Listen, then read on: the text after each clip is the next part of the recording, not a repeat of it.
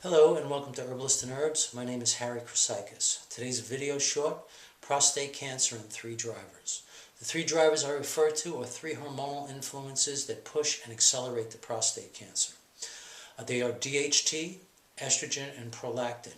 And although we have the testing capability to easily find them in, say, a blood test, it is rarely used and it's rarely worked with in terms of getting the results.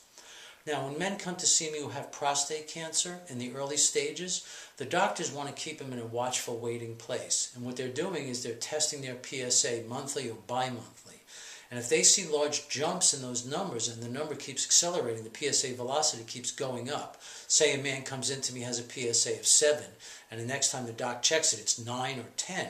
Then the doctors start thinking about what are the next steps in their armamentarium or toolbox, which basically consists of surgery, chemical castration through something like Lupron, and chemo and radiation. And of course they don't want to go there. They'd rather not use more invasive things like that. They want to keep it in a more non-invasive approach of watchful waiting. But they cannot do that if the PSA is continually rising and showing that the cancer is becoming more and more strong and more aggressive and more threatening.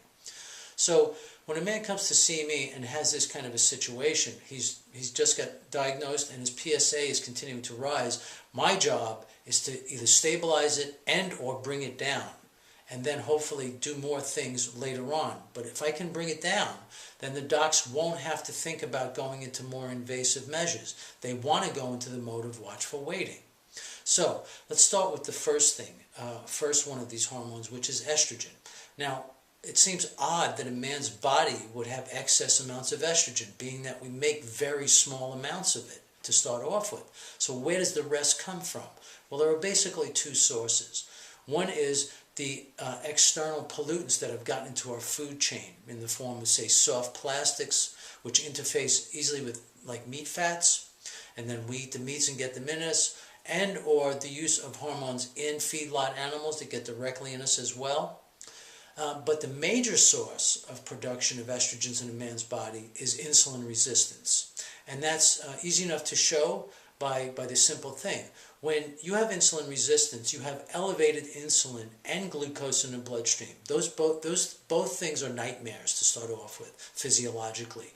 They set a lot of things in motion that are very pro-cancer, including oxidative damage and inflammatory cascades, as well as a number of other things. But in terms of producing estrogen, if you have high amounts or abnormal amounts of insulin, it pushes the process of conversion of testosterone into estrogen. And this occurs in fat tissue. Now, when people have insulin resistance, they generally also have a weight problem. And the weight that they develop is center weight. That is around the butt, the gut, and the thighs. And that type of fat, this white fat, is secretory. It secretes a number of inflammatory things. But also within the fat cell, there is an enzyme called aromatase. And that aromatase converts testosterone into estrogen. It takes androgens and turns them into estrogens. So a man could be making adequate amount of testosterone, but in his excess fat, it's being converted into estrogen. And this estrogen is going directly to the prostate because the prostate has both alpha and beta estrogen receptors on it. It is very sensitive to estrogen in the body. The estrogen tends to act as a proliferant to the cancer.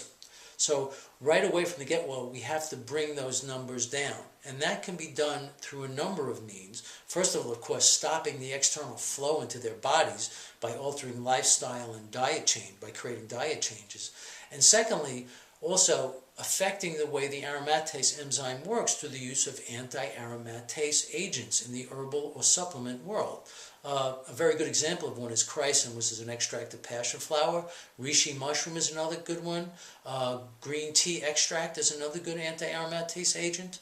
And they all work well. And you can do them in high dose if you need to perform something like that. The next thing that is elevated, which may seem even more bizarre, is prolactin. Why would a man's body have prolactin in it when it's what a woman makes when she's lactating and breastfeeding a baby? And again, it's the same culprit. It's the external xenobiotic load that's being thrown into the body because we can't predict how these synthetic hormones affect us. They're willy-nilly and they can do all kinds of strange things to us. The other thing is, once we get above a certain level of estrogen in our body, say from the conversion of testosterone to estrogen through aromatization, then that in and of itself can kick off prolactin production in the body. So we can again approach prolactin production from two means. That is, first through, again, external things entering the diet and the food chain, bringing them down, and again, stopping the conversion of estrogen into testosterone, which will trigger the production of the prolactin. So again, prolactin is a major driver of prostate cancer if you have that problem in your body. The third one is dihydrotestosterone. And dihydrotestosterone is a natural product of the conversion of testosterone to this much stronger form, dihydrotestosterone, which is approximately 5 times stronger. You need that for the health of the whole male system. However, under these circumstances, it is once again elevated due to a number of factors that can go into it. Now, the thing that converts testosterone into DHT, there's a dual pathway of 5-alpha reductase. And there's a number of great herbal agents that affect that. Most people know of saw palmetto, and they may also know of nettle root. And these are two excellent agents to use in treating them, only they have to be in very good forms, in concentrates, and in high amounts consistently. In order to help and assist in this type of cancer with these type of hormonal drivers, you have to focus on working to get these down first. Once you've attained that and you've begun to stabilize and reverse PSA, then you can work more on the terrain of the body, because the basic premise of natural medicine is strengthen the core, strengthen the person, and weaken the cancer. And that's the way you generally flow.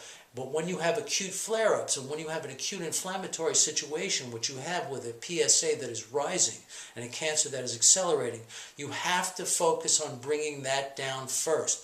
Then you can go back to strengthening the core, cleaning up the terrain, and strengthening the whole environment of the body and making it less hospitable to the cancer. Now, this is a general premise of natural medicine, and I practice this across the board for many diseases, but this is one of the ways that I would approach prostate cancer for people who have these 3 hormonal drivers. If you'd like to know more, please go to my website, which is herbalistandherbs.com. Thank you very much.